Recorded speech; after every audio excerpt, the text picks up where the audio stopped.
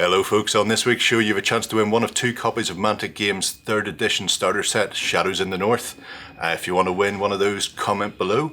And we're also going to be looking at some of the latest 40k Age of Sigmar Flames of War news and taking a quick look at the new Harry Potter miniatures expansion, the Chamber of Secrets, and Marvel's new Crisis Protocol from Atomic Mass Games.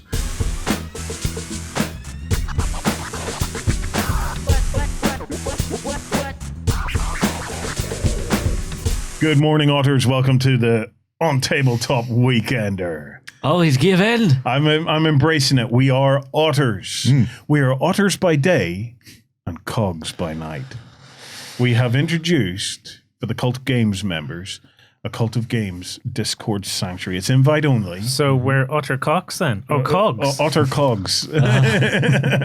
So if you fancy joining our sanctuary, come on over and join the Cult of Games. It's still called Backstage because we can't be changing it yet, but it is the Cult of Games. You are joining our proper gaming secret society.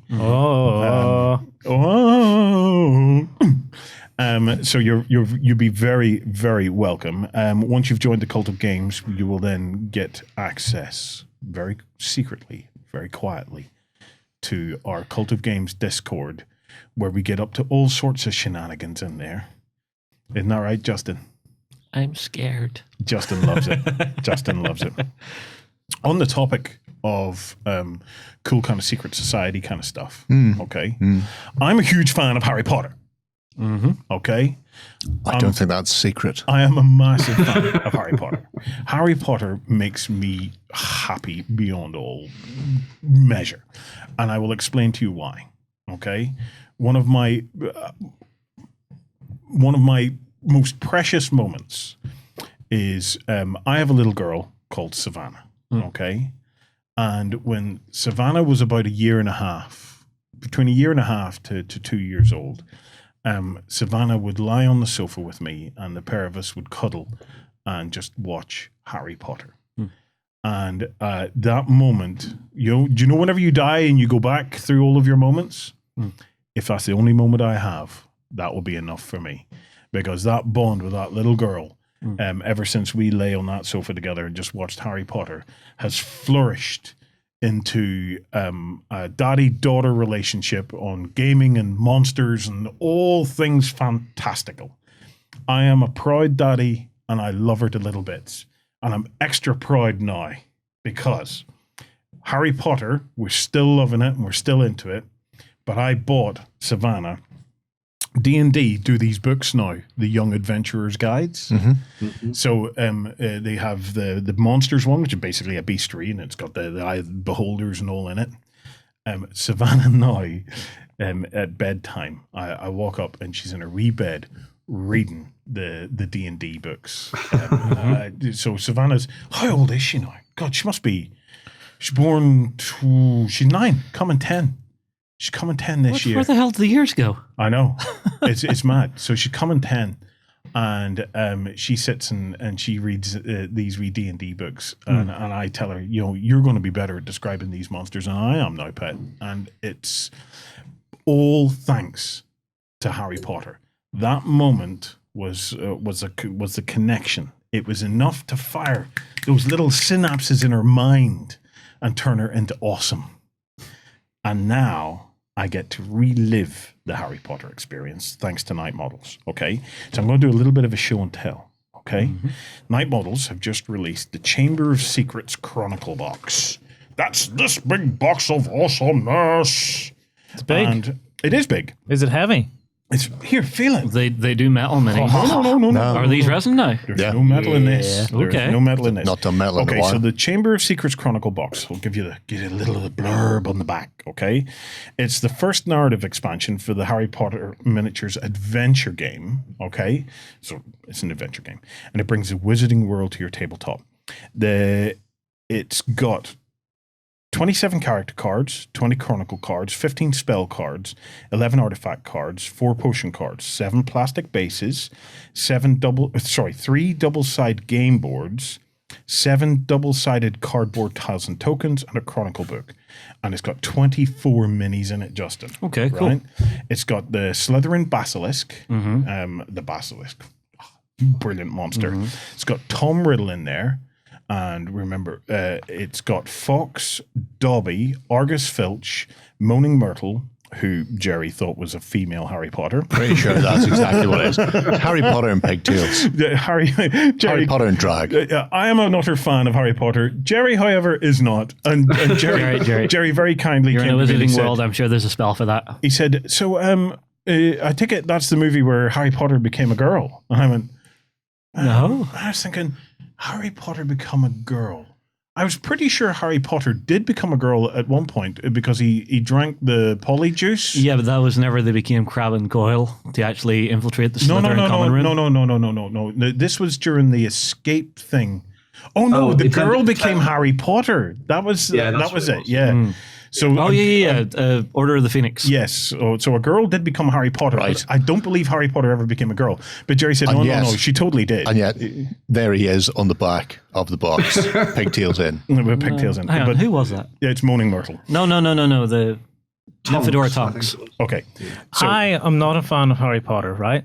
But the interesting thing is you're holding this box up and I'm looking at it and going, oh, I can see pretty much most of the scenes from the movie represented right there. Yep. I recognize this what I'm looking at is picturing the movie in my mind. yeah, well, let me finish. We're not finished yet. Colin Creevy's in this. The Sorting Hat is in this, which we could be doing for the cogs at the moment. the cogs are quietly organising themselves into houses, and poor Justin's in a house of his own. Myself a strike. Myself. We get 2 large acromantulas, which are spiders, Justin. I'll show you them in a minute. No, thank 4 acromantulas and 10 acromantula swarms. Okay. Ugh. Now, the core box is needed to play with this Chronicle box. It is an expansion. But can I open her up and Let's look at some of the stuff you get in there. This is show and tell. Did you get to feel the weight of it yet? Yes, I did. Yeah. Okay. So in the box. Oh, that's real. That's I like really this. Nice. Isn't that nice? You got to hold that up. Look at that. Isn't that Very lovely? nice. Okay. I actually really like how this has been packed. So what do you see? So we open her up, and then inside we have The thing on the front, the thing, is it? we have the cards. Okay. So let me just open these. Now the reason I'm not building any of this yet is I have an idea for this Harry Potter stuff. Because I'm fairly certain there'll be others out there who are non-gamer folk that will want to buy or collect into this Harry Potter stuff. Oh, absolutely. So what I'm thinking of doing on this Harry Potter stuff is doing little build guides on how the minis actually go together, because they are multi-part minis. These are miniatures. Some of the most beautiful sculpted miniatures I have seen are coming out of this range. You should see the Albus Dumbledore. Albus Dumbledore, and you call yourself a fan. For shame. Dude, I muck up people's names. It's what I do. I muck up the names of the people I love. So, I know. Your pronunciation ain't so good. So Albus Dumbledore, he gets his name mixed up just like anybody else, okay? Right, so these are the cards. So what I want to do is I'm going to do a series of build videos on how we put these things together. You can moan. This is from Moaning Myrtle.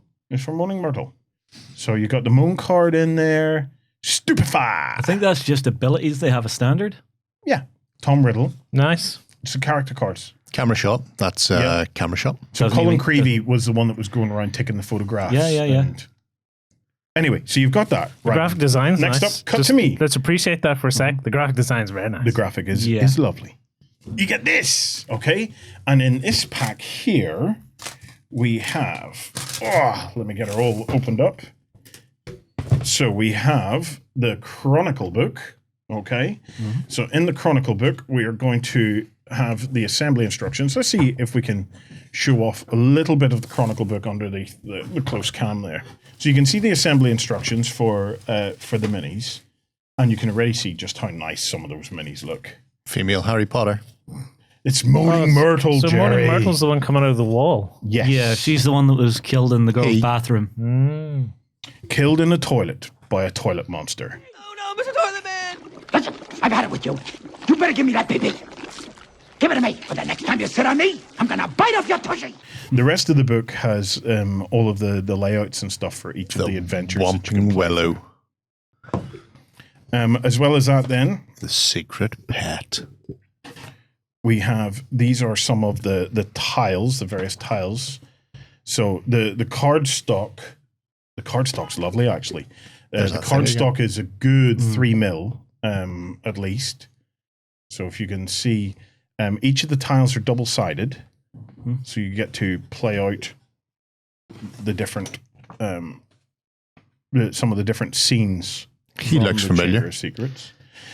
Haven't I seen him in the mirror? That's Hagrid. Hagrid, Justin. Even I know. Do you know Hagrid's first name? Teddy Westside. Teddy Westside Hagrid. That is his full name. What was it? Big boy. Big boy Hagrid. No. Do you know Ben? See some more of these counters. Okay, Ben. So what's Hagrid's first name? Rubius Hagrid. It is Rubius. Yes, Rubius Hagrid. And I was going to say Rufus, so I was close. Oh, Rufus is near it. Right. So, okay, hold it back up to me. On this side here, The Haunted Forest? this is the Haunted Forest where you get to meet the giant spiders. And then, that's the Haunted There you Forest. go. And then on the lower side, very, very cool. It is the actual Chamber of Secrets itself, where the Basilisk. This is what I was talking about because I seen this on the back of the box and it just immediately painted those two scenes in my mind. Yeah. I was like, "Oh, that's really good." So you get the Basilisk itself. Okay? So, that's your big lump of card stock. Okay? Loads of card. Very nicely then, at that point, you get a layer of foam. Okay? And then underneath that layer of foam, Ooh, everything's parted out. a beautiful tray, and all your minis already parted out. Yeah. Now, these are all resin, yeah? Yes.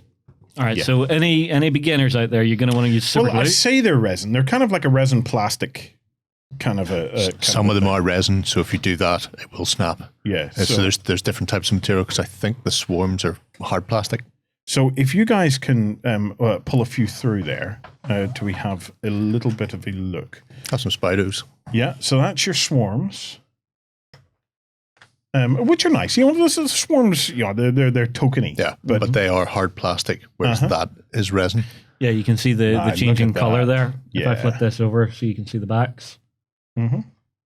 You see that changing color. You can see the resin is darker. Okay. If we can pull some of the characters, do we start to have a look at the We components? have of them? Mr. Filch. Yeah. Is Filch one piece? He is one piece. You just glue him into the base. Nice. Yeah, nice little pose. Arms behind the back. There's the thing. Okay. Who have we got there? That's the sorting hat. Yeah, that's our sorting hat. Although why it's on the floor. We have a child. Well, where else would you put your hat? Okay, so this is Colin, and you can see his camera is actually already on the little tab Yeah. at the bottom there. What else do we have here, Gerry? Got a spider. Yep, I think that's Aragog. But that's part of Aragog. So You have to do his legs. the legs. Once I find the legs, I'll certainly think about doing that. Okay. So I believe. Yeah, they're probably in the bag of bits. Oh, there's a bag of legs. Yeah, so there's Bag of legs. his legs there. Yeah, Aragog's huge. Yeah. And like What I else you said, got for me? Smaller spiders. But So, bigger yeah. than the previous smaller spiders. We've got levels of spider here, Justin. It may feel like I'm just taking out spiders. It does feel like you're just taking out spiders. To be fair, it's not easy just to take out spiders. I'm having to search an awful lot around this, try to find things that are spidery. There's somebody headless. That may actually be that might be Harry himself. Yeah. I found his head then. There you go. Uh-huh. It's obviously pig-tailed Harry. So Moaning Myrtle. Yeah, you say that's Moaning Myrtle's you say head. that, but I'm still saying Harry. So Moaning Myrtle is going to be flying out of the toilet wall, Ooh, Gerry. here's so, one to be careful of. Yeah. Dobby. Look at those little legs. Those are very delicate. Yes. Be careful with and this. that is exactly why I want us to do a few kind of little assembly guides Patrick for these. McGowan from The Prisoner. That's really nice. I was unexpected to see him in there, but well done, Patrick. Okay, now pull me out the basilisk. Okay, so Oh, the there's basilisk, multi-parts. And I it's want to big. see. Yeah, it's a big model of basilisk. Well, Is this meant there's to be the basilisk? I part of thought its this was a neck. hydra. no, another- it's a basilisk. Right. Part of its I'm not saying they're neck. wrong. but Another it doesn't look like a part of basilisk. neck. No, it looks like the big mama snake. Yeah. Yeah, So well, you've got- the They never read a basilisk beast strain. in Harry Potter, the basilisk is a snake. Oh, very wrong then. That's what we're saying. Well, it's not wrong. It's just wrong. alternative, It's isn't not it? alternative. If you call a badger a hedgehog, it's still a badger. Just because they've got the name wrong. So they've called giant snake and they've called it a basilisk. No, the difference is a badger and a hedgehog exist in real life. A basilisk is in the world of your mind. No, Gerry. basilisk comes from mythology. We know what a basilisk is. And if I go, what's a centaur? You'll be able to tell me what a centaur is. That only exists in the realm of your mind. They've drawn these from places and they've drawn it wrong. She's wrong. He just loves crapping on my Wrong, dreams. wrong. Well, it's right to me. It's right to me for this particular Why is there a world. log? Compared Why to the not? movie, it's exactly as it was, pretty much. Yes. Yes. So they named it wrong in the movie. Can you have a look at I'm the assuming that's multi-part? spider base. Can you have a look at the multi-part basilisk for me and start to kind of like join the parts together? Just how I see. Not really, because you've got this component here, which actually comes up and out of the water and back down into it again. Yeah. Because if you look, you've got Right. the base that you're building it all onto. Okay, so pop and them it into won't, that. It won't sit. Just pop them into it. I'm telling Just you, it pop, won't sit. Well, try it anyway. There. Close enough. Right. Okay.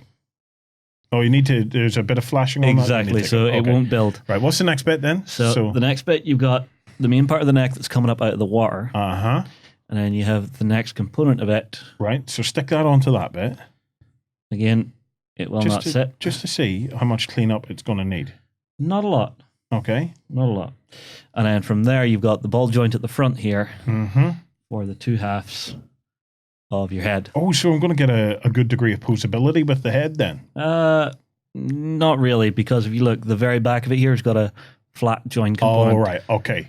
Right. So, So- the head's not going to be Yeah. twisty. So I think it's a more socket just- more than a ball joint then. Yeah, I think it's more just so that anybody building it, you know, the ball bit goes onto the ball bit, the square bit goes onto the square bit. So if you're new to this, you're not going to build it wrong. Yeah. Well, there you go. So that is the Chamber of Secrets Nice level of detail on the snake. adventure crawl. The basilisk is lovely. So, yeah, I'm looking forward to it. So we'll definitely do a series of like assembly videos on that there to try and help folk out because, yeah, it's a wonderful world of, you know, sharing just awesome little magic experiences and things. So Well, this series is actually the first novel series I ever got into as a kid. Mm-hmm. This was where my love of reading fantasy novels came from. happy days, man. This, I'm assuming this range. High five, Justin. We are on the same page with this one. I'm assuming this range will go out towards the Fantastic Beasts and stuff as well. They Eventually. already have some. They already have fantastic beasts in the range. And does your kids enjoy the Fantastic Beasts series as well? Love it. Absolutely love it. As do I. See, I watched the first one and didn't really enjoy it. Oh, you see, I don't know. I like the originals. It's kind of like Star Wars for me. I like the originals. what do you mean the originals? The original trilogy of Star Wars I like. And for Harry Potter, I like the originals where it's not the Fantastic Beasts series. But they never had any originals to the Fantastic Beasts series. The Fantastic Beasts series. Original Harry Potter, same universe. Oh, right. Okay. Now you get it? Oh, you see, I never look at it in that sense. They don't stack the way Star Wars does. You know, those Star Wars movies are all stacking one in a grand Well, overall I think arc. the Fantastic Beasts ones are meant to be like set in the past, aren't they? Yes, but they're not prequels. They don't connect to Harry's story directly. Yeah, I suppose. Story arc of its own. What do you think, Ben? You excited? I quite like the stuff for Harry Potter. I really like a lot of the miniatures they bring out. It's really do every month. I know recently they did one that I think was really nice. Probably one of the like a good collector's piece for hobbyists. Yeah. They did one of Hagrid on the flying motorbike with Harry in the sidecar and stuff. That was kind of cool. Yeah, and Hagrid So it's been flying really off. nice seeing. Yeah, it's been nice seeing what they've been doing with it, like in total, because you've got a lot of sort of gamey pieces, and then you've got some stuff that's a little bit more for display, I think, as well. So yeah, I really like it. cool range of stuff. So See that pulling all together in the box set. That kind of makes it for me. Because although I'm not a big Harry Potter fan, I don't have anything against Harry Potter. Just not like I just haven't watched all the movies. Looking at that, I'm going, oh, that's a pretty good jump in point. You can just get stuck in. So I take it the actual set that this connects to is the same sort of quality then the original. Yes. This is an expansion of. Yeah. Ryan, please pop me up the painted miniature of Albus Dumbledore. It's, as miniatures go, it is drop dead gorgeous, absolutely astounding. This range, that's what excites me about this range. Is it appeals to the collector in me, and whether you play the rules in this box is kind of immaterial. The opportunity for role play. To play an RPG out with these miniatures. That's where it gets me, because they could have created a game and then skimped on the minis and just let the IP sell it, but they didn't. The sculpts in these minis are incredible, and that it just unlocks the magic for me, because Harry Potter. Right, the reason I love Harry Potter. Almost as much as I love The Hobbit and The Lord of the Rings, is because it's a very different feel from The Lord of the Rings and The Hobbit. Harry, one of the things that I've always found with The Lord of the Rings is that the magic is a little bit mundane. Okay, you have the most powerful wizard, Geldolf, and Geldolf is able to. Geldolf is able to. Ben, you're giving Ben a stress migraine here, Warren. Geldolf is able to use his powerful magic to talk in a really deep voice and make things go slightly black. Okay, which I think's a bit ass, if I'm being honest. Whereas the magic in Harry Potter is utterly incredible. So you like whiz bang magic? I love the magic in Harry Potter. At no point did it ever feel underwhelming. Nope, it's amazing. Expelliarmus. Whoosh. Expelliarmus, yes. So it's like, it never ever felt underwhelming. And they capture that in some of the sculpts in this range. That Dumbledore one with the... Did they make any bigger figures?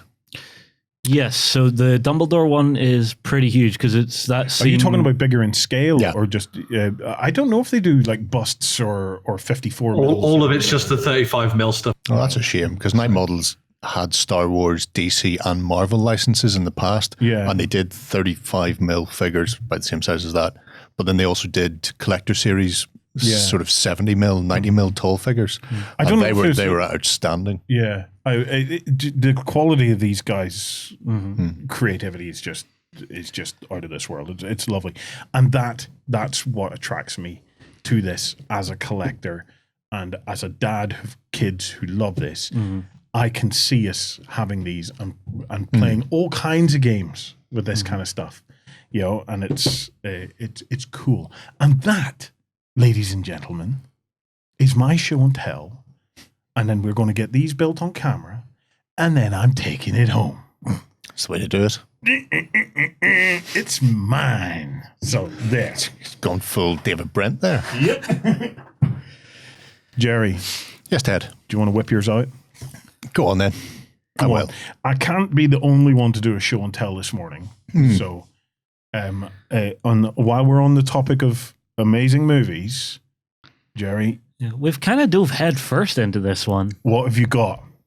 I've got Atomic Mass Games. Show us your box. Oh, Crisis Protocol for Marvel.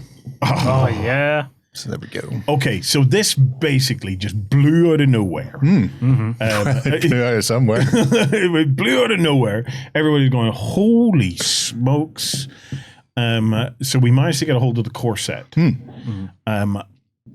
What's in it? Give us a quick gander. I know you guys have done a proper unboxing. There's an unboxing. There are 10 superheroes. I'm not going to say superhero / villains because you can build your force whatever way you want. So you get things like tokens. Yeah. Quite a lot of tokens. 170 tokens. Hopefully you don't need all of them for one game, because that would make me cry. You get the rulebook, and this is a weird one. I don't think I mentioned this on the unboxing. This is not the full rules. It's not the full rules. This is not the full rules. This is read this first, learn to play. L2P noob, it's called. And then it goes, once you've learned to play using our basic rules, go and download the rulebook off the interweb. And so I went and had a look at the rulebook on the interweb. Now, the full rules are 29 pages. This is 26 pages. The first 2 pages are the same. This is the same in the full rules, where actually it doesn't give you the contents list here. But it starts from here, where it goes, here's the anatomy of a card, that sort of thing. Okay, yeah. They should have just put the full rules in the box, because I hate downloading stuff. I hate reading stuff on the internet. That really annoys me. You see, as soon as you said go download it, I was expecting you go and buy a hard copy that's maybe 100 pages long. No. Theoretically, exactly the same length. The back of this is the assembly diagram. So the rule set is the same length, and then they've added the assembly diagrams. They could have just cut these pages out And give you them separately. and put them in the box with the rules, and not this. No. I wonder, it's a brand new game that's out. Yes. I wonder if that's a deliberate option. It's deliberately stupid. Well, is it a deliberate option, though, to keep the flexibility to fine-tune those rules just in case they need to be fine-tuned? You see, I have a lot of sympathy for that, especially for a brand new game. Who's our design team in this? Go to the front of the booklet there for me. See who our rules designer is. The thing about that is, if the cards weren't so intrinsic, I would say yes. But essentially, I can't see how they're changing the rules, because the cards come with the miniatures. So they would have to rewrite things from the ground up. One of the things I was going to say is one of the things that may have informed decision making is that a lot of the board games that come out at the moment, and card games as well, come with a getting started guide, and then everything else is just sort of effectively relegated to the rules references. So it may have been the case that basically that's all you need to learn how to play. And if you want to look at the actual minutiae of stuff, then go and download the rule book. But as you say, it's different strokes for different folks. The game itself is designed around the cards. So you've got your stack cards, and you build your force before you come to play. Yeah. So now, is this more board game style or more war game style? No, it's war game. It's a proper miniature. Yeah, it's proper. So. This is proper game, Justin. Yeah, This is proper game. If you look up here, you can see this figure is the threat level. Yeah. And that's what you build your team on. So Baron Zemo, there's only 3. Captain America's 4. Ultron, I presume, is 4. Yeah. So your threat level comes down to the game you play. And the game you play, and this is quite cute actually, is based on these.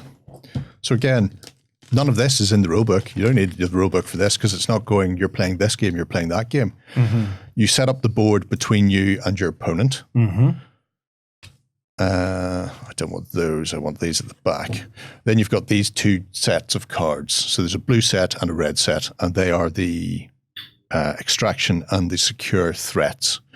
And whoever gets first turn after you've mutually set up the table between you. So it's not even going, here's your scenario, here's how you deploy your buildings, whatever. They go, no, you're playing, you set up your table, then you have a deck each. Whoever gets priority gets to choose whether they're going to go for extraction or secure. So let's say you pick Spider Infect. Yeah, Spider Infected invade Manhattan. So that's going to be the extraction game that we're going to play.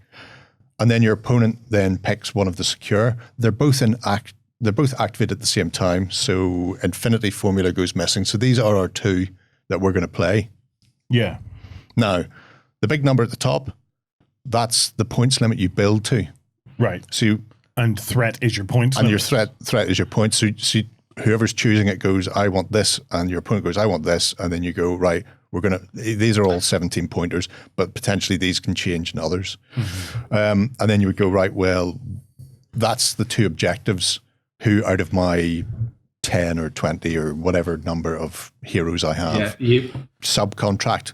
You've got your big roster, and then you go, I only need 3 guys, but it's a take and hold mission. So I don't want somebody who's particularly weak. I'm going to bring in some punchy people. But his mission that he's chosen is shoot the ambassador in the face, or rob a jungle or something weird, whatever. So you need to be able to have the flexibility in your overall roster of heroes that you can then go, well, the threat is only 15. So I'm limited in what I can take. And these are the 3 people or the 4 people who are best able to do the 2 missions that are on the board. Yeah. So you both know the missions before you choose from your roster. Yes. Yes. You build your roster in advance.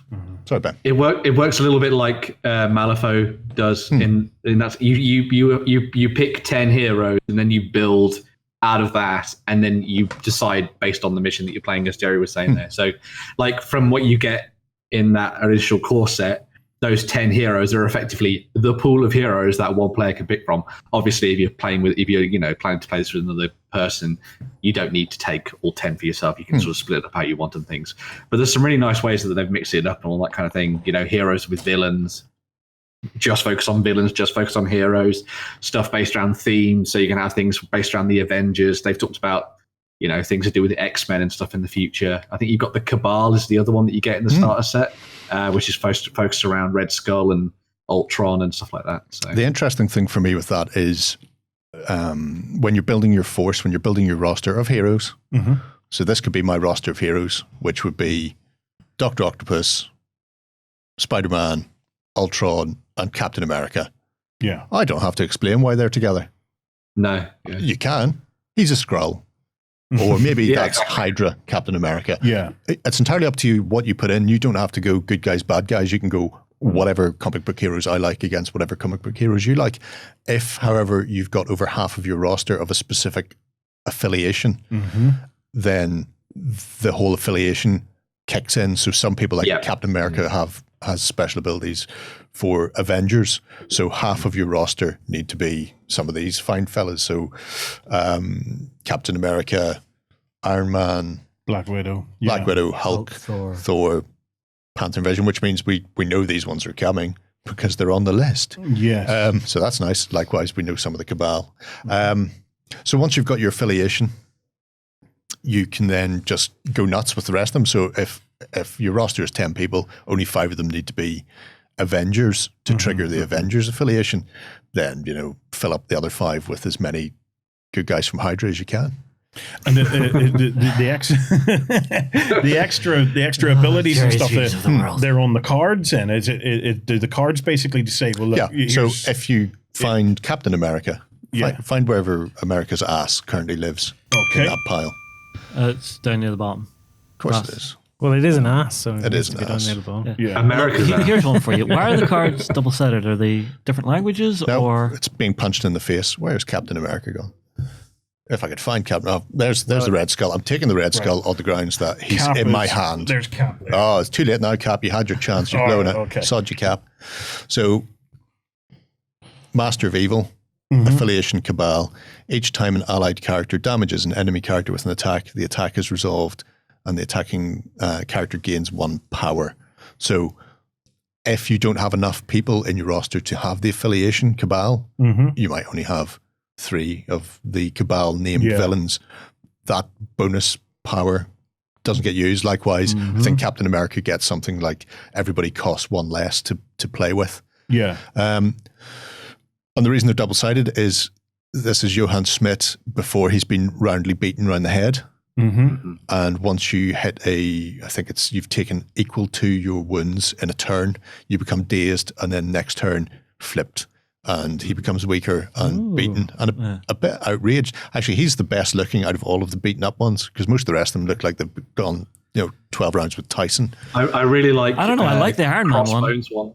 Crossbones one is kind of cool because he's like smoking as if he's just been like blown up or something. It was very cool.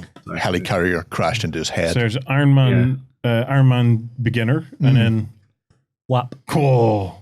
Yeah. Yeah, that's what I mean. Yeah, everybody looks like they're beat down, whereas Red Skull just looks really miffed. Yeah. To be fair, Red Skull is carrying a cosmic cube, and it's probably best that you do not annoy a man with a cosmic cube. I love that, the fact that your characters evolve.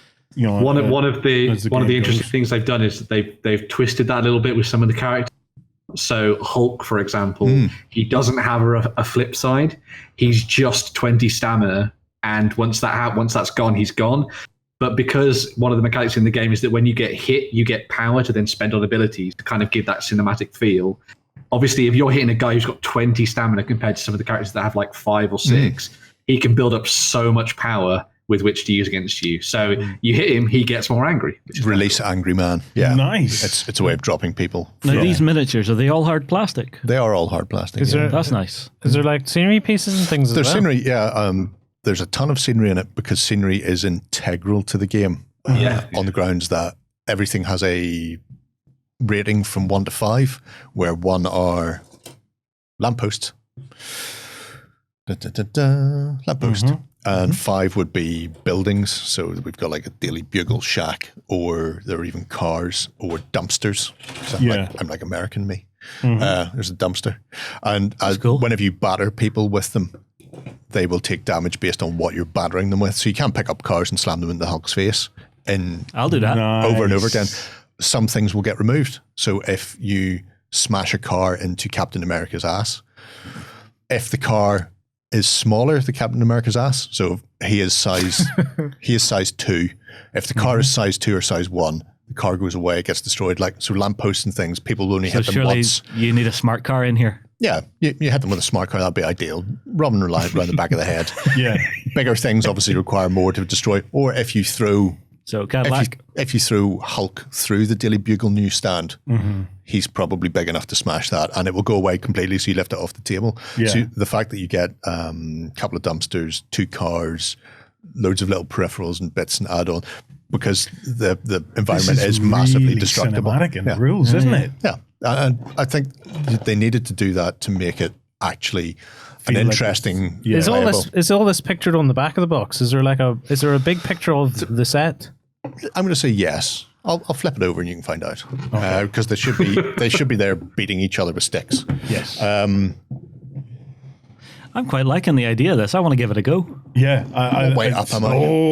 Are you up? There Upside, we go. downside? No, you're perfect.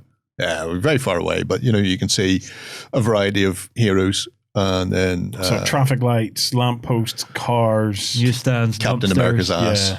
just there, just by One of the other really cool things about this, they've made it so that measuring and like movement and stuff is very fluid and very dynamic, done with like little widgets that you'll be very familiar with if you've played Legion, for example. Yeah. But movement's very sort of fluid and open, and the ranges for actually like hitting people and using powers is actually quite dynamic and different too. So you don't have to be in base-to-base contact all the time and that kind of thing.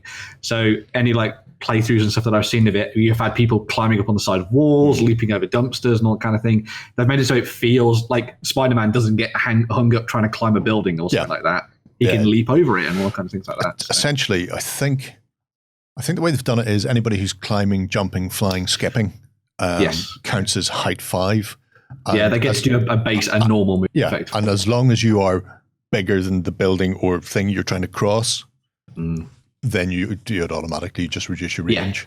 Yeah. So it means nobody ever reaches that point where you go, oh, there's a big building here, I'm just going to stand up against it. Because currently every building is, well, with the exception of 5s, pretty much everything else you encounter will be smaller than you when you're attempting your climb or attempting your jump. Yeah. Nobody's ever seen the Scarlet Widow fail to climb up a wall and murder somebody. Yeah, or like Hawkeye being stuck just at the bottom of a wall. Yeah, it's one of the things they've, like, one of the examples I've seen, big high-rise flat foot, you can use the climb action as one of your abilities, and you just do a small movement, but that allows you to go all the way to the top or as high as you want. So it doesn't really matter. So is it measured movement or template movement? It's like Star Wars Legion. Okay. Yeah. So, but it basically means you can just go all the way to the top of the building, while she parkoured her way up or something. Yeah. So. Okay. Hey, there we have it. Yeah. Thank you for that, Gerry. We will definitely have to get that on a Let's Play. I'm well up for that. I'm desperate to get a table put together to see dumpsters flying around. It's a very small, contained game as well. It's one of these 3x3. So you don't need a massive table and massive amount of scenery to make it work, which is good because when you need so much to make it effective and make it a lived-in area, then you don't want to be going, I need to fill a 6x4 with the density of terrain. Yeah, but couldn't we just build like New York? Yes, and we will. It'll be the Metropolis. No, Metropolis DC, is that not? Oh God, yeah, it is. Yeah. Well done. Oh, my brain just went, hang on, something not right here. Just foot and mouth. I just crossed my stream. Every Marvel fan out there now hates Warren. And every DC fan goes, yay! That's all right, man. I get shit every episode now. So it's, Ben, what's going on in the world of 40k as if I don't know? Imperial Fists, Imperial Fists, Imperial Fists. Yeah, so the Imperial Fists and the Salamanders getting their codexes. This weekend is the open period for the pre-orders, because obviously next weekend everything will get released. So you're going to get some different variations of the codex you can pick up. So you've also got the basic one that has the traditional sort of Tinder picture of these Space Marines on the front of it. Yep. You can also get digital versions, and there's also like a limited edition version as well. Leading the way for each of the different factions as well, you've also got 2 named characters. Now these are and I've been corrected on this many times, these are the 3rd company captains for their respective chapters. So you have Tor Garadon for the Imperial Fists, or Chip Hazard, as everyone knows Yes. it. And you also have Adrax Agatone, who works for Dulux. No, he's the Salamanders leader, leading the way there, as you can see, in his really awesome-looking armor. One of the things I will say, I think of the 2 characters there, I think that Adrax is possibly my favorite, mainly because of the sort of like slightly more ornate armor, and I love the mythos behind the Salamanders and all that kind of thing on their volcanic planet. Very, very cool indeed. Beyond the characters, you've also got some additional bits and pieces for the rest of your army. So like we saw with the previous chapters that have been released as part of codexes, we've got 2 upgrade kits. So this comes with all the shoulder pads, weapons, and head swaps and things you can use to build your squads. If you're frugal with these, I'd imagine you could do quite a few Marines. Obviously, if you want to try and make them all very, very themed, you're probably going to have to buy quite a few of these different packs. But you've got the transfer sheets in there as well to help alongside with that too, which is pretty cool. So obviously, you've got, as I say there, you've got one for the Imperial Fists and the Salamanders. And then beyond just those 2 chapters and stuff focused around them, there's also a couple of new releases for the Space Marines. So you've got the Impulsor tank, which is effectively the Rhino, I suppose you'd say. It's the El Camino Primaris. Rhino. Yeah, so it's the fancy one. Very, very cool, which is a floating one. And then you've also got the Infiltrator. It hovers. Oh, Warren, it's got an open troop transport bay in the back. It is literally the El Camino tank. Why wouldn't it hover though? Andy grabs a piece of piss for these people. I know, but it just makes me so sad. I can see Belisarius has just went into his workshop and went, "There's a rhino sitting over there. What can I do with that?" Aha! Do this. I'll cut the back off. Well, let's make that a convertible right there. I'm looking forward to seeing it. All right, I'm looking forward to seeing it primarily just to see how much bigger than a rhino it is. But it hovers. Come on, please. I like the fact they've put a handle on the front so you can push it around like a shopping trolley. That's for when the anti-grav breaks and you're having to drag it out. You're of the having to ditch. drag it. Oh, come on.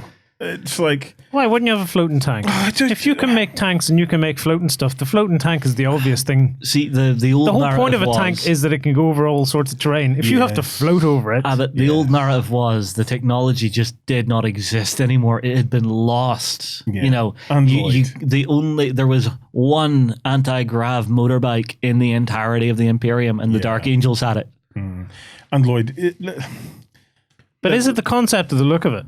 it's the concept. Look, sometimes things are better defined by what they can't do than what they can do.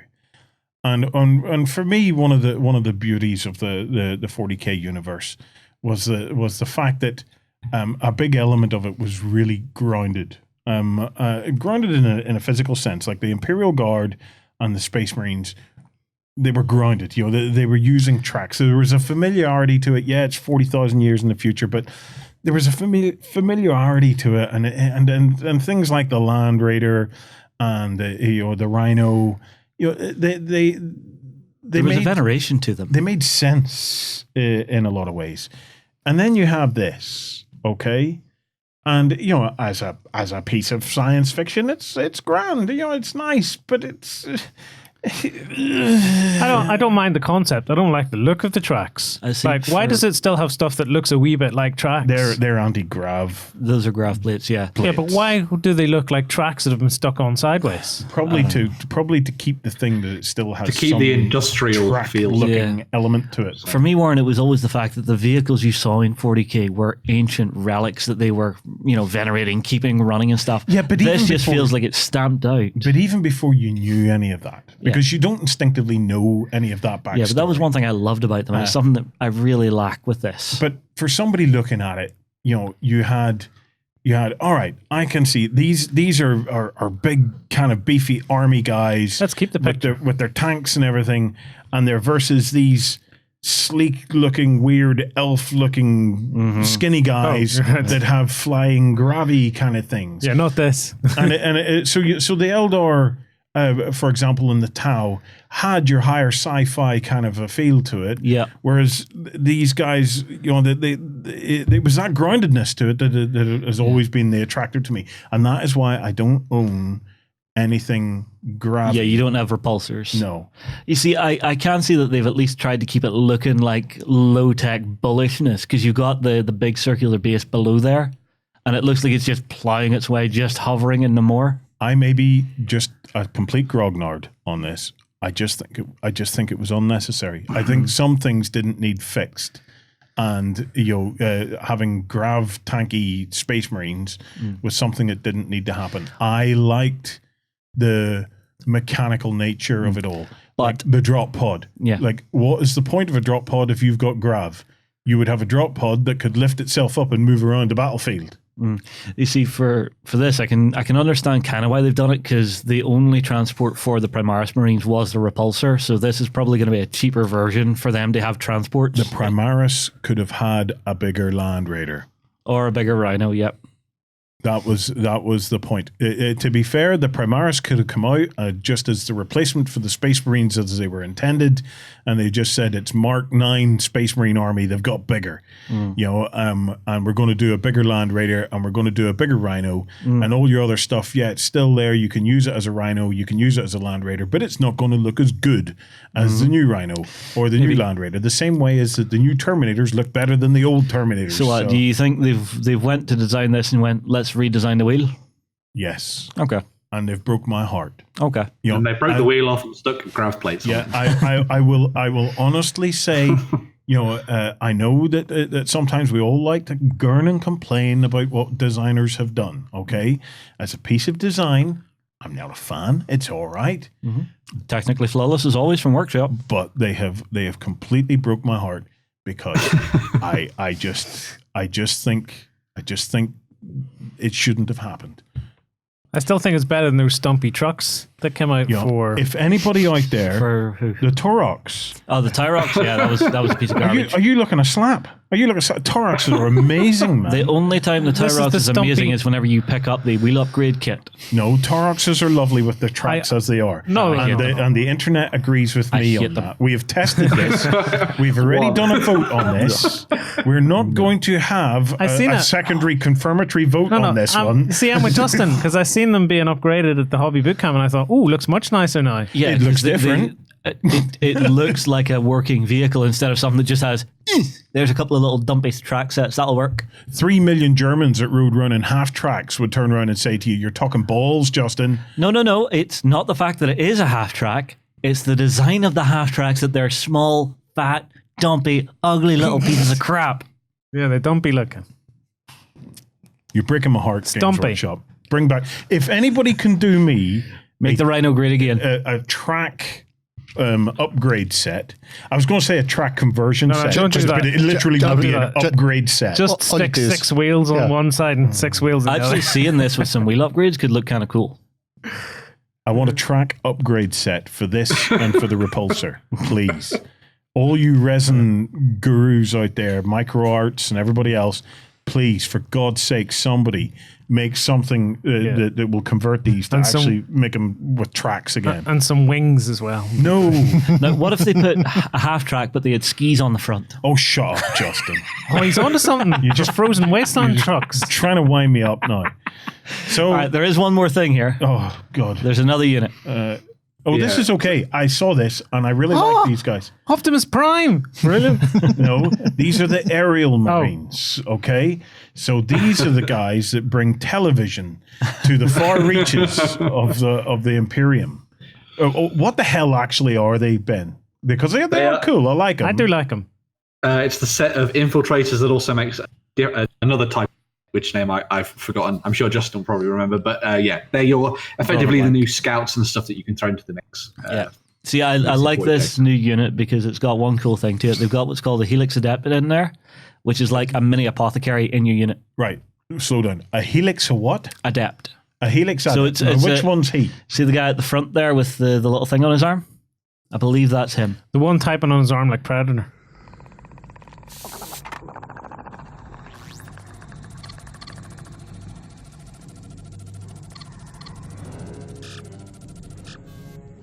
Okay. So basically, acts as like a miniature apothecary. I think that's who he is. Uh-huh. I could be wrong. If I'm wrong, I apologize. I think they're kind of funky, actually. I quite like them. I like them a lot. They're Spec Op Marines. They do have that spec uppy thing about them, don't they? Yeah, so that's your lot on the 40k. Yeah. Now we're on to Age of Sigmar. Are we still talking about flipping Ossiarch Bone Reapers, Ben? Yes. So there's Yes. yes. So there are two new sort of. Oh my god. Okay, I am now off this faction. No, do not want. I'm done. I am out. What is this? We need that in the Color Games Old People Home. So this is a miniature that I think possibly makes this faction even more fun than it ever was before. Right. And this is Makes it funny. This is the Mortizan Soul Mason, and they are the characters within the Ossiarch Bone Reapers, who are effectively the mirror of some of the Stormcast Eternal guys and the Invokers and stuff, who trap souls and then use them to infuse the bodies of the newly molded undead warriors for the Ossiarch Bone Reapers and turn them into the fighters that you see. Yes, it looks weird, but I think you have to embrace it. I genuinely think. I've This got could over my possibly shock, be- Ben. And the more I look at it, the more I agree with you. I'm thinking, oh, I could actually have one of these. Yeah, this, Come on. Now, hang on. Look at what he's sitting on. That stone pillar. It looks like there's a drawer there to pull out the bottom end of the commode. but genuinely, I think this is one of the, like, if you, as I say, it's weird and it's zany and Marmite. it's off the wall, but it's such a cool, like, Mortal Realmsy thing. Like, if you're gonna say, oh, what are the undead Wait, like? And I just Jerry has been like quiet. Please, somebody let the Wookiee speak. Jerry, bring some sanity to this. I wonder if Channel 4 have seen this yet, and will they sue? Right? Rick Meal used to do a show called Grimm Fairy Tales, where he would essentially narrate the old Brothers Grimm tales, and he narrated them from his seat in a big sofa or a big chair that was balanced on two huge emu-like legs that would get up and scratch itself and walk around. Can and we Google this? And he sat cross-legged.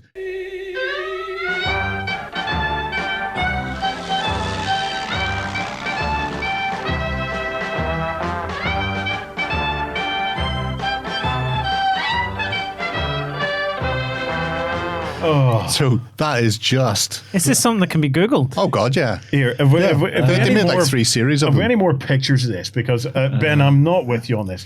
I've really struggled with the Ossiarch Bone Reapers, and this guy has just sealed it for me. So we've got some close-ups. Right? Is there an ass shot? There is No, an ass there's no shot. There is an ass ass shot. shot. Oh, there might be. That's one serious case of dingleberries. My levels of nope just went up another notch. What is that? what are those? Well, we know what they are. That'll be some teeth. He has to feed this chair. Oh, dear. Right. No. It can flick No. the bird at you on its way past. Exactly. I'm sorry. Undo, GW, undo. So, yeah. No. No, thank you. Just no. Okay. Yep. There's another product in OTT history we're doing our very best not to sell. Seriously, though, definitely go and Google Rick Meal's Grim Fairy Tales, because that was a couple of amazing series. Okay, we right. Save us, Ben. Give us some AOS news that's gonna make us happy in a different way. Well, it probably won't make you happy because Stormcast Eternals and everyone seems to be hating on them. But No, I like these dudes. But if you're looking for a new character thrown to the mix, and they also teased somewhat out of the blue a new Knight Questor model. So people might remember the Knight Questor from the Silver Tower box. Yeah. They're the guys that have been sort of gifted by Sigmar, like mighty armor and weapons, and they head off into the mortal realms to go and pursue a particular quest. And then they are endlessly questing constantly. A little bit like the sort of like Knights Errant kind of thing, Knights of the Grail kind of stuff from our sort of medieval history and fantasy and that kind of thing as well. But this is a new character model that's actually been named. So it's called Dacian Anvil. And as you can see, looks kind of cool. I think it's kind of awesome. I mean, it's a Stormcast Eternal, but I like some of the stuff they've added to it. So they've kind of gone with the whole Night Questor feel. They've got the book and the scroll cases and the maps and stuff. So he's clearly out there adventuring and that kind of thing. But one of the big things about this that I'm interested about is that they never actually said how he's going to be coming out yet. So there's no guide as to whether that's part of a board game or part of a new Getting Started set or something like that. But Cubicle 7 are working on the role-playing game, and in the role-playing game, you can play as Night Questors. So I was wondering whether or not this is going to be the start of maybe a couple of different single releases that can be used, obviously, in Age of Sigmar and all that kind of thing as well, but maybe to sort of go along with the role-playing game, because that could be kind of awesome. One of the other options they could be going with for this is that obviously Warcry is a thing, and while they have Stormcast Eternal factions that you can play as and that kind of thing, they're all sort of built from the generic range that already exists for the mass battle skirmish game. So maybe they're going to be doing some more sort of models for that that'll work as characters and things that you can throw in via things like heroes and monsters and all that kind of stuff for the expansion stuff. So don't know how he's going to come to the tabletop. It'll be very interesting to see how that happens, but a kind of cool character to lead the way again for Stormcast Eternal forces. On the tabletop. Funny you mentioned Warcry, because if you look at his base, that looks like a Chaos Warrior's helmet. It is a Chaos Warrior helmet that has been sundered. Could well be. Yeah. Yeah. Very nice. Nice. I like it. I like it. I think the Stormcast Eternals, I think they're a cool looking faction, man. I have no issues there at all. Right. Next up, Eberron, D&D 5th edition by Gale Force 9. One of the books that's coming out in November is Eberron, which is a new book for 5th edition, so taking that old world that everyone absolutely loves with the Warforged and stuff in it and bringing it back to the tabletop for the new edition of the game. And alongside that, they're also going to be bringing out a whole bunch of miniatures. So leading the way, we have one of the special characters a lot of people who play Eberron know, which is the Lord of Blades. And he is a Warforged that was is from the annals of history, and he has a deep hatred of man, elf, dwarf kind, however you want to say it. And he is out to try and kill everything that is mortal in order to create a utopia effectively for the Warforged. On the flip side of that, we've also got another character pack that's coming out that will include some some hero miniatures for you to use if you're going to be playing as one of the Warforged. So you've got Warforged miniatures for the cleric, the fighter, and the monk there. Although, of course, Warforged can play as any class that you might want to. I am a big fan of Warforged. I think they're very, very cool. I love the idea of role-playing characters that have kind of like an interesting sort of backstory to them, and Warforged are a fascinating one because they were effectively weapons and an army created by these people in the Eberron world back in the day, and now sort of they're trying to find their own personality and their own way of living and stuff. And so I think it's really cool to play characters like that. So it's nice to see them doing some interesting models for that too. I'd imagine we're going to see some other stuff from WizKids and that kind of thing in the future in their sort of plastic range as well, which would be kind of cool. But to finish off all the stuff from Gale Force 9 for Eberron, they're also bringing out a set of maps, which are always a cool tool for Dungeon Masters to play around with. And there's also a new Dungeon Master screen as well. So it'll come with all the stuff you need in order to play Eberron on the back. So you got all the stuff about the different houses, the marks, and all the stuff that evolves around sort of that kind of slightly more magic science stuff that you get in Eberron. So it'd be really cool to see how those will come together. But yeah, a whole new range of awesome resin stuff coming out from Gale Force 9 there. I'm interested in seeing where it goes. I'm not familiar with Eberron myself. I've never played it. I've never sampled in the world or the universe of it. So it'll be interesting to see how that develops. Right, Kickstarters. To finish out the show, two awesome Kickstarters this week. Firstly, one that has been just tugging on my heart since it launched. 17 days to go. It's the Fighting Fantasy Legends by Atlantis Miniatures. So we talked about a little bit about this Kickstarter last week. We saw some of the renders and things they've been working on, but now this is finally out there in the world for you to back on Kickstarter. So this is a range that Atlantis Miniatures have been working on alongside the guys from Fighting Fantasy in order to bring together things like monsters, some of the characters, some of the foes you face, slightly more esoteric ones as well, some that you may not know. For example, I didn't know about the cookies, the little biscuit men running around with all their sort of arms and legs and stuff. I thought that was very, very weird. But they're bringing out all this stuff in resin in 28mm for you to use, be it in your skirmishing games, in your mass battle games, or just to have by the side of you as you're playing through a game of Fighting Fantasy, for example. As I say, they've been doing a lot of stuff. So they've got heroes, villains, monsters, lots of other oddities and things like that. They're also working towards a couple of interesting stretch goals. So they'll see some of the larger figures are included as part of that too, and add-ons and things like that too. And there's also a special collector's box you can pick up, which will come with all the stuff in there in a very nice plush finish. And there's also some art cards and things as well. But one of the things that I really liked about this in particular was that they've actually gone and looked at the stuff and the artwork from Fighting Fantasy and Steve Jackson and that lot back in the day, and they've created miniatures that are very faithful representations of those characters. So you'll see that a lot of the proportions and things are sort of a little wibbly wobbly and a little off, but that's because that's how the artwork was back in the day in those black and white pictures. And so it's really nice to see that translated over into the miniatures that you see here as part of this Kickstarter. So yeah, very cool stuff. Love the genie. That's my favourite right there, though. Which Quag one? Shoggoth. Quag Shoggoth. I just love it. I have such a soft spot for Fighting Fantasy. Yeah, Atlantis miniatures are gorgeous as well. Just beautiful. Absolutely beautiful. Guys, 17 days left to get in on that one. Hope to see a few more stretch goals unlocked, because I would love... the Fighting Fantasy range has always been crying out. I'm glad we looked at this a bit further, because like the Dark Lords and stuff that they're showing now are really cool. Go back up to the Dark Lords. Okay, I'll see if I can quickly get to them. We've looked at this, but now we're looking at them, we can see a lot more of the range and Is stuff. that Lords of Chaos you were No, after? Dark Lords are No, there's different. Dark Lords further up. There's like one of them is painted, and then there's two that's not beside it, Dead Lords. which is really cool. And I did like the genie, and I There you got go. I got exactly what Ben was talking about, because there was the genie, and then there was the Devourer came Yeah. up right beside each other, and it had that strange illustration look. Look at the Dark Lords. I need some of those in my life. Yeah, but even the wizards and the warlocks. Yeah. One of my favorites is the barbarian, and the reason is he's exactly what I expect a barbarian to look like in a fantasy universe, and that is primarily because of the front of the Hero Quest box. I will say, if my barbarian has more than a hairy loincloth, he's wearing too much. Overdressed for the occasion. So, and sense. it's just how I like my barbarians, as I'm sure many others like their barbarians exactly the same way. So no, it's fantastic. One of my other favorites in this is the Blood Beast, but it's just because I Down to the Blood loved Beast. the Blood There it Beast. is. Yeah, I the Blood Beast was always an interesting piece of art for me as a kid. You know, with all them eyes. Very iconic front cover as well. It is, yeah.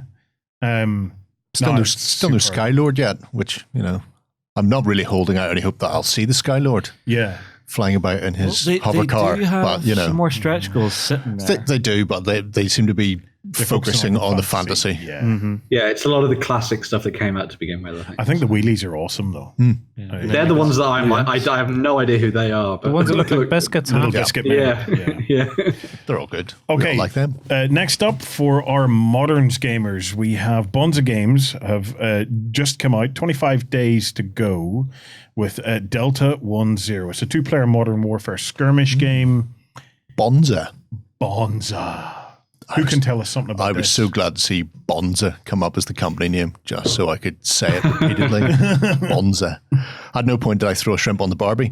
But so Delta 1-0 is coming out of Australia, quelle surprise. And the idea behind this is it's not a factual simulation for modern combat. It is very much in the reproducing your Call of Duty. Call kind of Duty thing. games, your espionage and clandestine missions on the tabletop. So they've got a fairly tight set of rules, and it's only about 40 pages long, and you can already download those from their face page. And I think actually in here as well, there's a clicky thing, so people can go and have a look at them. But the idea is it's a 5 to 12 man sort of squad. We've got so far UK Peacekeeping Force and then the new Eastern Bloc Alliance. So it's very much sort of, weird things have happened in the Balkans. Yeah. We need to send in SES fighting Spetsnaz. Strip Bennigan or whoever, Chip Wonder It's your proper Pants. near future kind Yeah. of stuff then. But the mechanic wise is quite cute, because you're not just managing your teams. Everything's broken down into fire teams, but you choose what your fire team's going to do in advance. And then you set like a little dial, almost like the sort of the X-Wing type dials. So you have a dial behind that says, you know, they're going to go for a fire, they're going to go for suppression, they're going to go for a move, whatever it happens to be. And then you reveal them in like initiative order. But if you've pushed somebody too far, because there's no pre-measuring in the game, you can find yourself running into difficulty. And apart from just having wounds, there's also stress levels. And as people get more stressed, as things go horribly wrong, because you're a terrible commander and they've just heard 2 of their mates die around that corner, then they get more stressed and less likely to do things. And, you know, and at that point you hit like a tipping point where they were in a bad place before, but now they've gone worse and they're less likely to react and everything's falling apart. So you've got to play off the achieving the scenario objectives. In some games you can get away with, I'm just going to push men forward and watch them be murdered and do the mission. However, in this case, pushing men forward to be murdered may mean you're less likely to achieve the mission, simply because everybody else gets more stressed and panicky because of it. So they've got 2 little forces already sort of prepped, but they are planning on just with, well, the likes of stretch goals to sort of expand those. And then next year, do additional factions. So they're not looking to overload right off the bat. They want to get the game funded. They want to get the 2 core factions done, and then next year go back and do, I think, US and somebody US and the Rebels. Yes, the Rebels. There we go. Yeah. So they have plans to build on this and plans to run with it. And I think for getting that sort of, you know, type of game, type of mission on the table, I think that's a great way to go for it, where they're not going, we're going to blow our wad immediately. We're going to focus in, get a game that works, get miniatures that people want to pick up and play with, get it out and let people see how it goes, and then build on it. And I'm really interested, because I'm not a big modern gamer as a player. I've never looked at modern conflicts and went, you know what would be fun? Ukraine. That'll be hilarious. I've never done that. And I know some people are ultra moderns, they're very keen on it. But I have played Call of Duty, I have played Battlefield Modern. I've played these games. I played Solid Snake, whatever it was called back in the day. Metal Gear Solid. Metal Gear Solid. The one that we liked was Full Spectrum Warrior. Oh God, Full Spectrum Warrior. That was exactly. I thought your best one was Rainbow Six. I was amazing at Rainbow But being Six. being Full able Spectrum Warrior was good. But being able to pull those onto the tabletop and play those fictionalized accounts, Yes. you know, have your storming a boat that's got hostages on board or whatever, where it's got the feel of a modern combat situation without having any of the potential baggage. Yeah, the baggage that would come with actually playing a full-on modern. And like I said, the system I think is really, really nice. So I like that stress idea, because it starts to explore other things that need to be managed within a team like that. You know, because we're always managing like equipment, movement, wounds. I do like the idea that suddenly stress and the reactions to stress, it becomes a part of it. And the stress isn't just going to come from people being wounded or killed, although it does, but it can also come from environmental factors around you. So if you're doing something at night and something's happening and you can't see it, you know, that can push stress levels up. It's not an automatic thing, but the idea that people are, or their teams are separated out, and so they're reliant on following a plan, and when things start to go wrong, do your soldiers continue to follow that plan, or does it all fall down? Yeah. I'd love to take minis to this, like onto like an oil field, for example, that's been set on fire. Oh, you want to go for Jarhead? And have plumes that are all lit up, and then they turn to smoke. Could you, like in a deserty, and then there's just plumes of smoke, and you're working your way through it all, and that'd be really cool. Yeah. What's the scale of these like? Because I can see if we scroll down, there's 32 so sort of standard for most miniatures these days. There's an Infinity miniature with a rocket launcher on the very end there, and there's a 40k guardsman. So I think we're looking at the painted one in the middle. Yeah. So they are true scale. Yeah, they don't have giant heads and hams for fists. Yeah. I believe they're also being done by Scale 75, so they're pretty good. Right. Oh, there's a good pedigree behind these then. Yeah. So very exciting for a first-time company, I feel. Well, thank you very much, guys. Ben, Gerry, Justin, Lloyd, always a pleasure. Thank you, guys. Remember to comment on this episode to thumb it, to like it, to subscribe, to ding the dong, to do all the things, as we're giving away a Kings of War 3rd edition 2-player starter set. In fact, we're giving away 2. 2 of. So you have double the chances of winning. So remember, comment here on YouTube, but also come across to ontabletop.com and comment on this post on ontabletop.com. By signing up to ontabletop.com, you can also get yourself, if you join the little, we have this great little email chain that you can get, which is like a 7-day guide to the platform and how you can, how you get the most out of the platforms, how the project systems work, how the games catalog works. It's all in there. But in there is also a 30-day free trial of the Cult of Games. Was it 30-day now? It's a 30-day free trial. I thought we ran 7 days. Have you upped it? Oh, it's been up for a while. Okay. 30-day free trial to the Cult of Games, and you can come in and join us in all of our culty goodness, man. You will love it. You will love it. Right. Thank you very much, guys. That has been your weekend, and we have been your weekender. We will see you next week, and for all you cultists, we'll catch you tomorrow morning on XLBS over at ontabletop.com. Take it easy, dudes. Go ahead and check out our other content on screen now. And while you're at it, why not hit subscribe and remember to ding our dong. Go on, you know you want to click it. Go on.